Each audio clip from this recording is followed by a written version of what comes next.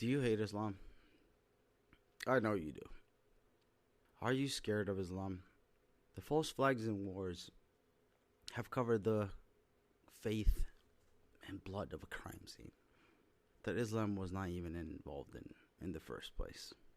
I know you're still skeptical, and I know you don't trust us. And I'm pretty sure that you're thinking in your head that there's a hidden agenda to Islam, a takeover to try to conquer the world. Well, I'm here to disappoint you. Islam is not a national movement. The main goal of our prophet was to unify the Abrahamic faiths and make them one. And that's what Islam is. Let me clarify things for Islam. Islam does not want world domination. Islam does not want to destroy the West. Islam does not want to impose Sharia law on your country.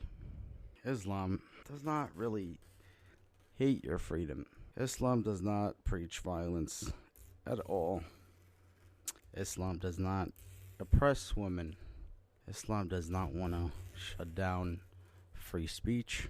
Islam does not want to take your land. Islam does not want to take your money or crypto.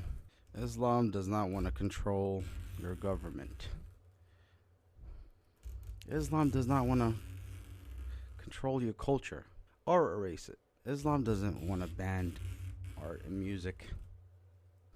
Islam does not fear science.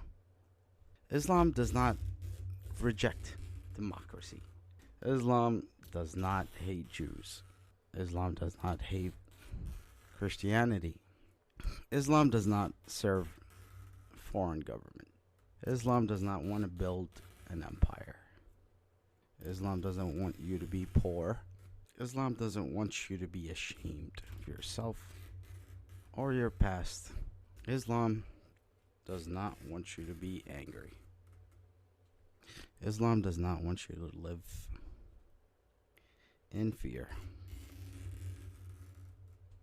Islam does not want you to hate your neighbor.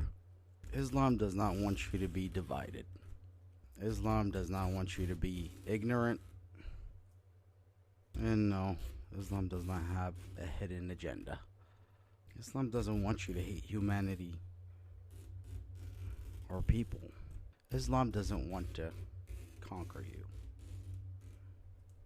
Do you know what Islam wants?